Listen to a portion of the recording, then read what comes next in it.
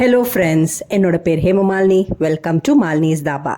இன்றைக்கி நம்ம சேனலில் எல்லாரும் விரும்பக்கூடிய அளவுக்குள்ள ஹோட்டல் ஸ்டைலில் டொமேட்டோ பாத் எப்படி செய்யறதுனா பார்க்க போகிறோம். வழக்கமாக நம்ம உப்புமா செஞ்சு சாப்பிடுவோம். நல்ல தலைன்னு சுட சுட சாப்பிடும்போது ரொம்ப பிரமாதமாக இருக்கும். ஆனால் இந்த டொமேட்டோ பாத் அதை விட ரொம்ப பிரமாதமாக இருக்கும். தக்காளியோட சுவையில், நெய்யோட மணத்தில் ரொம்ப பிரமாதமாக இருக்கும். ட்ரை பண்ணி பாருங்கள். வீடியோவுக்கு போகிறதுக்கு முதல்ல இது வரைக்கும் நம்ம சேனலை சப்ஸ்கிரைப் பண்ணாமல் தான் மறக்காமல் சப்ஸ்கிரைப் பண்ணி வச்சுட்டு பக்கத்தில் இருக்க பெல் பட்டனையும் ப்ரெஸ் பண்ணி வச்சுக்கோங்க. அப்போ தான் நான் போடுற வீடியோஸ் உங்களுக்கு நோட்டிஃபிகேஷனில் வரும். வாங்க டிலே பண்ணாமல் வீடியோவுக்கு போகலாம். டொமேட்டோ பாத் செய்கிறதுக்கு ஒரு பெரிய ஓக் ஒன்று அடுப்பில் வச்சுருக்கேன். இதில் 1 கப் அளவுக்கு வறுத்த ரவையாக சேர்த்துக்கோங்க. சேர்த்துட்டு ஃப்ளேமை மீடியம் டு லோவில் வச்சு 2-3 நிமிஷம் கைவிடாமல் நல்லா வறுத்து ஒரு பக்கத்துக்கு எடுத்து வச்சுக்கலாம். அதே ஓக்கில் 2 டேபிள் ஸ்பூன் அளவுக்கு நெய் சேர்த்துக்கோங்க. 2 டேபிள் ஸ்பூன் அளவுக்கு எண்ணெய் சேர்த்துக்கோங்க. இதெல்லாம் நல்லா சூடானோன்னு 5-7 முந்திரி பருப்பை உடச்சி போட்டு வச்சுருக்கேன். அதை சேர்த்துக்கலாம். அதையும் சேர்த்துட்டு நல்லா பொன் நிறமாக வர வரைக்கும் நல்லா வறுத்து எடுத்துக்கலாம். முந்திரி பருப்பு சேர்க்குறது வந்து ஆப்ஷனல் தான். உங்களுக்கு விருப்பமாக இருந்தால் முந்திரி பருப்பு சேர்த்துக்கோங்க. இந்த அளவுக்கு வந்தோன்னே ஒரு பக்கத்துக்கு இதை எடுத்து வச்சுக்கலாம். மீதி உள்ள எண்ணெய் நெய்லியே 1 டீஸ்பூன் கடுகு, 1 டீஸ்பூன் உளுந்து, 1 டீஸ்பூன் கடலைப்பருப்பு சேர்த்துக்கோங்க. இதெல்லாம் நல்லா பொன் நிறமாகட்டும். இந்த அளவுக்கு பொரிஞ்ச பிறகு கொஞ்சமாக கருவேப்பிலை சேர்த்துக்கோங்க. கருவேப்பிலையும் நல்லா பொரியட்டும்.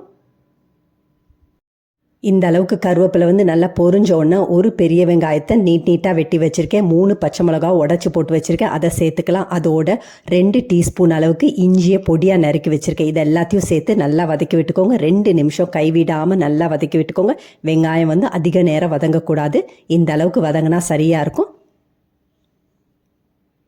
இதில் ஒரு பெரிய சைஸ் தக்காளியை பொடியாக நறுக்கி வச்சுருக்கேன். இன்றைக்கி டொமேட்டோ பாத் செய்கிறனால தக்காளி வந்து கொஞ்சம் அதிகமாக தேவைப்படும். அதனால் 1-1 1/2 கப் அளவுக்கு தக்காளி சேர்த்துக்கலாம். தக்காளி வந்து அதிகமாக இருந்தால் தான் டேஸ்ட் வந்து ரொம்ப பிரமாதமாக இருக்கும். தக்காளியை சேர்த்த பிறகு நல்லா வதக்கி விட்டுக்கோங்க. மறுபடியும் 2 நிமிஷம் கைவிடாமல் நல்லா வதக்கி விட்டுக்கோங்க. தக்காளி வந்து இந்த அளவுக்கு வதங்கினா சரியாக இருக்கும். இதில் நம்ம காய்கறிகள் சேர்த்துக்கலாம். உங்களுக்கு விருப்பமான காய்கறிகளை சேர்த்துக்கோங்க. இன்றைக்கி நான் கேரட், பீன்ஸ், பச்சை பட்டாணி சேர்த்துருக்கேன். எல்லாமே 1/3 கப் அளவுக்கு சேர்த்துருக்கேன். உங்களுக்கு விருப்பமான அளவு சேர்த்துக்கோங்க. 1/4 இல்லைனா 1/3 கப் அளவுக்கு சேர்த்துக்கோங்க. எல்லாத்தையும் சேர்த்து நல்லா வதக்கி விட்டுக்கோங்க. மறுபடியும் ஒரு 2 நிமிஷம் வதங்கினா சரியாக இருக்கும். இதில் தேவையான அளவு உப்பு சேர்த்துக்கோங்க. 1/4 டீஸ்பூன் அளவுக்கு உப்பு இப்போ சேர்க்குறேன். அதுக்கு பிறகு பார்த்துட்டு சேர்த்துக்கலாம். இதில் 1/4 டீஸ்பூன் அளவுக்கு மஞ்சத்தூளும் சேர்த்துக்கோங்க. மஞ்சத்தூளையும் சேர்த்த பிறகு மறுபடியும் 1-2 நிமிஷம் நல்லா கைவிடாமல் நல்லா வதக்கி விட்டுக்கோங்க.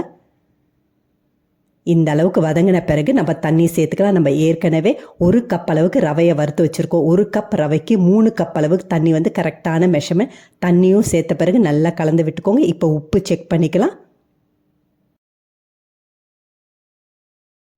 ஏற்கனவே நம்ம 1/4 டீஸ்பூன் அளவு உப்பு சேர்த்துருந்தோம். இப்போ நான் 1/2 டீஸ்பூன் அளவுக்கு உப்பு சேர்க்குறேன். உங்கள் சுவைக்கு ஏற்ற மாதிரி உப்பு சேர்த்துக்கோங்க. உப்பையும் சேர்த்துட்டு நல்லா கலந்து விட்டுக்கோங்க. இப்போ தண்ணி வந்து நல்லா கொதிக்கணும். கொதிச்ச பிறகு தான் நம்ம ரவையை சேர்க்கணும்.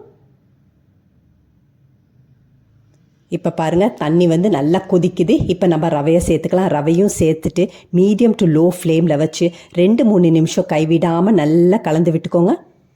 கட்டிகள் ஃபார்ம் ஆகாமல் நல்லா கலந்து விட்டுக்கோங்க. 2-3 நிமிஷத்துக்கு பிறகு ஃப்ளேமை வந்து லோவில் வச்சு மறுபடியும் 2 நிமிஷம் கைவிடாமல் நல்லா கலந்து விட்டுக்கோங்க. இப்போ பாருங்கள், நல்லா கலந்து விட்டாச்சு. இப்போ ஒரு 2 நிமிஷம் லோ ஃப்ளேமில் வச்சு நல்லா கலந்து விட்டுக்கோங்க.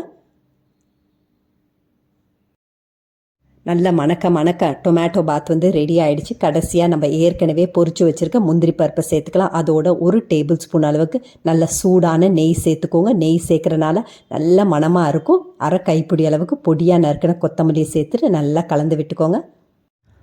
மணக்க நெய்யோட வாசத்துலேயும் தக்காளியோட சுவையிலையும் அருமையான ஹோட்டல் ஸ்டைலில் டொமேட்டோ பாத் வீட்லேயே ரொம்ப ஈஸியாக செஞ்சிட்டோம். ரொம்ப அருமையாக இருக்கும். குழந்தைங்கள்லேருந்து பெரியவங்க வரைக்கும் விரும்பி சாப்பிடுவாங்க. ட்ரை பண்ணி பாருங்கள். இதே மாதிரி அளவுகளோடு நீங்களும் இந்த டொமேட்டோ பாத்தை செஞ்சு பார்த்துட்டு எப்படி இருக்குன்னு கமெண்ட் பண்ணுங்கள். பிடிச்சிருந்தா இந்த ரெசிபியை உங்கள் ஃபேமிலி ஃப்ரெண்ட்ஸோடு ஷேர் பண்ணுங்கள், லைக் பண்ணுங்கள், சேவ் பண்ணி வச்சுக்கோங்க. இந்த மாதிரி அருமையான ஹோட்டல் ஸ்டைல் ரெசிபிஸ் வேணும்னாலும் மறக்காமல் நம்ம சேனலை சப்ஸ்கிரைப் பண்ணி வச்சுக்கோங்க. பொதுவாக நம்ம உப்புமாவுக்கு தேங்காய் சட்னி வச்சு சாப்பிடுவோம். அதே மாதிரி இந்த டொமேட்டோ பாத்துக்கும் தண்ணியான தேங்காய் சட்னி, அப்படி இல்லைன்னா தண்ணியான தேங்காய் கொத்தமல்லி சட்னி வச்சு சாப்பிட்டு பாருங்கள். ரொம்ப பிரமாதமாக இருக்கும். ட்ரை பண்ணி பார்த்துட்டு மறக்காமல் கமெண்ட் பண்ணுங்கள். தேங்க்ஸ் ஃபார் வாட்சிங் ஃப்ரெண்ட்ஸ்.